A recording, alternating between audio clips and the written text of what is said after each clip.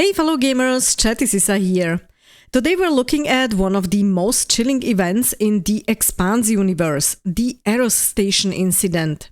Based on the information from the devs which timeline the game will cover, the events on Eros unfold during the same time frame as the Expanse Osiris Reborn, meaning what happened there may still be actively shaping the world you explore within the game. In this video, I'll walk you through what Eros Station was and how it became ground zero for a catastrophic experiment. And as a bonus at the end, we'll have a look at a few useful Belter phrases you've likely heard in the trailer or in the previous Expanse game from Telltale, which I've also covered on this channel. The story is simplified in this vid, just to give you a good understanding of what happened, as it will have very likely implications also within the Osiris Reborn game.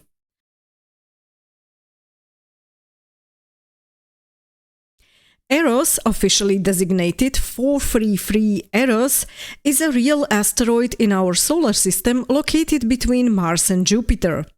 In the Expanse, it becomes home to the Eros Station, one of the earliest and most iconic human settlements in the belt. Originally, it was a major hub for shipbuilding and repair.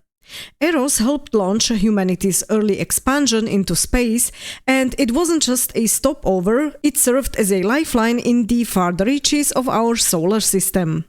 A place where ships were made, crews could take a leave, and fortunes changed hands. For a time, it was even called the Jewel of the Belt. But as the decades passed, the belt's economy shifted. Stations like Ceres began to rise with better infrastructure and more backing from Earth and Mars. Eros, once a key port, slipped into decline. The ship traffic slowed, maintenance was neglected, and crime increased. Eventually, Eros became a shadow of what it once was.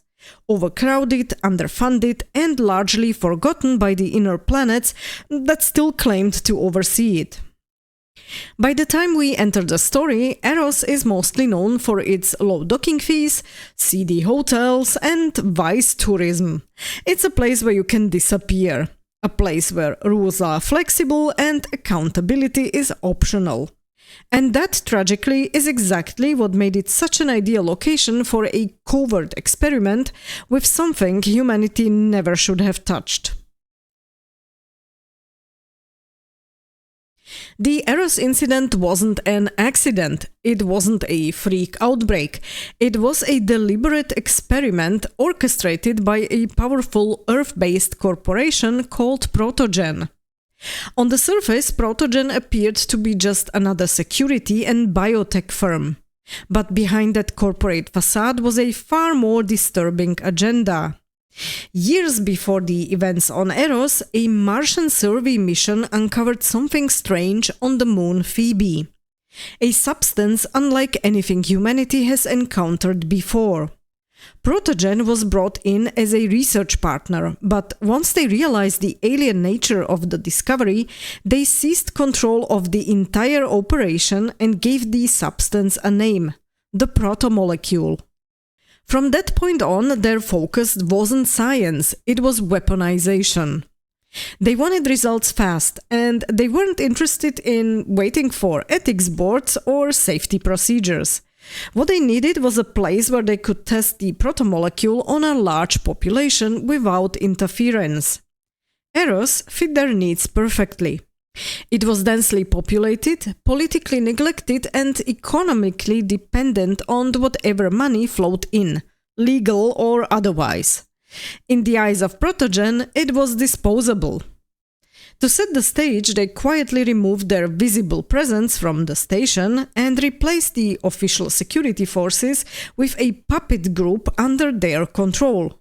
Surveillance systems were rerouted and station operations were locked down.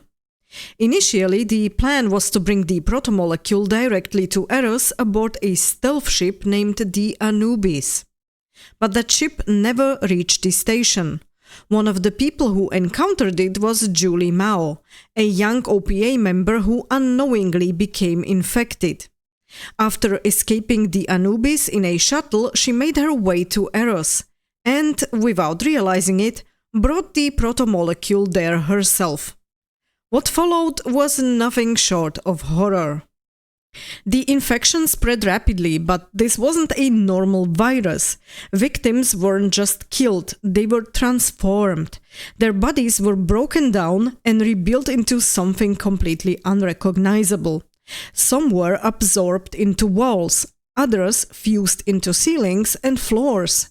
Human shapes began to appear inside the station's infrastructure, twitching, glowing, and grotesque. The energy from these transformations began to power the station itself. Lights have pulsed and machinery operated without human control. Something inside Eros has become alive. The communication from the station was limited. Most who tried to leave were killed, their bodies used as fuel for the growing system. From the outside, it seemed like a silent failure, but inside, Eros has become a living organism, guided by something the scientists no longer understood, if they ever did. While most of the Eros station remained silent, not everyone was gone. One man had stayed behind, Josephus Miller, a former detective originally from the Ceres station. He had been investigating the disappearance of Julie Mao, which eventually led him to Eros and into the middle of something far bigger than he ever expected. He had seen how the protomolecule started affecting the station's infrastructure. At this point, Eros was no longer just a station, it was active on its own, controlled and moving with purpose. And more disturbingly, Miller came to believe that Julie was still somehow at the center of it. What was left of her had fused with the protomolecule. Her thoughts, memories, and identity weren't entirely gone. Instead, she had become integrated into whatever the protomolecule was trying to build. It wasn't just a new consciousness operating Eros, it was using Julie to guide it. Then came the moment nobody had expected. The Eros station has changed course. The massive asteroid weighing billions of tons shifted its trajectory in space. It wasn't a drift or a malfunction, it had maneuvered, accelerating and heading directly towards Earth. This triggered a full solar system-wide crisis. Governments panicked and military forces scrambled to respond. The United Nations on Earth prepared a nuclear strike, but targeting systems couldn't lock on the station. Eros was somehow blocking all scans, making it impossible to get a missile lock. Even more concerning, it kept speeding up. The Rocinante, a small independent ship that had been monitoring the situation, attempted to follow. For a while it managed to keep up, but the speed and acceleration became too much for the crew to safely continue. They were forced to fall back. Miller, however, stayed behind, still on board of Eros. With a nuclear warhead in hand, he made his way deeper into the station, intent on destroying it. The environment had become unstable, hallways twisted, surfaces pulsed with energy, and the heat levels were rising. Eventually, Miller reached the place where Julie had died, and her body was still there, changed by the protomolecule but recognizable. However, her consciousness, which was being used by the protomolecule, was still alive, if you will, and this remaining consciousness actually believed she was still on her own ship, trying to reach Earth. Miller spoke to her and explained what was really happening, what her path would lead to, and that continuing on her current trajectory would kill millions of people. In spite of her current state and the protomolecule's infection, what was left of Julie has understood what Miller was trying to convey. This resulted in the Eros station changing direction again, this time heading for Venus, where it was meant to crash land and this way save the Earth. The crashing of the Eros station into Venus ended what could have been the greatest catastrophe in human history. What happened afterward is a part of a much larger arc, and very likely beyond the timeframe of the Expanse Osiris Reborn.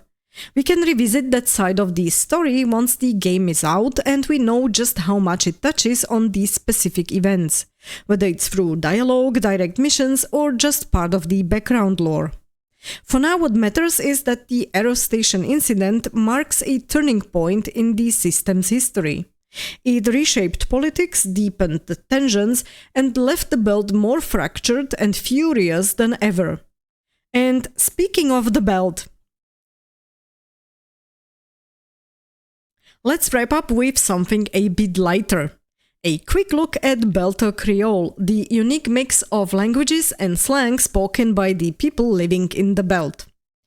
You've probably heard a few of these words in the trailer for Osiris Reborn or in the Telltale game. They might sound strange at first, but once you get the rhythm, it really adds to the immersion. So here are just a few key terms to get you started. Bossmang, the boss or person in charge. Sabaka, just a general damn it, or a direct insult akin to you bastard, originally from the Russian language meaning a dog. Taki means thanks. Kaka, crap or shit, often as a combo kaka felota, meaning bullshit, literally translated as floating shit. Sasake, used at the end of a sentence to ask if the other person understands or to emphasize something. Similar to right or am I right or you know? Beltalouda, as Belters or Belters United. Inyalouda, people from the inner planets, Earth and Mars. Beratna, brother. Sesata, sister. Oye is a casual greeting like hey, and oye dang is goodbye or see you later. In case you're interested in more of the Belter Creole, there's either the Expanse wiki that explains also the grammar details, or even an official Wikipedia page dedicated to this constructed language, and I'm linking both in the description below. I'll throw in a couple more of the Belter terms in the future Expanse videos, especially once we have seen how they are used directly in Osiris Reborn. And that's it for today's look at the Expanse universe, and especially at the Eros Station Incident, which is one of its darkest and most important events. Let me know if you've already heard about this incident, whether it was from the books, the TV series, or maybe from both. And if you're familiar with both versions, how did you feel about the show's adaptation of the incident? Do you think it was too rushed, or was it done right? Let me know in the comments, I'd really love to hear your take on this. In case you found this video helpful or just enjoy diving into the Expanse lore with me, feel free to leave a like, share it around, and don't forget to subscribe so you won't miss the next vid. Thank you very much for watching, stay tuned, and game on!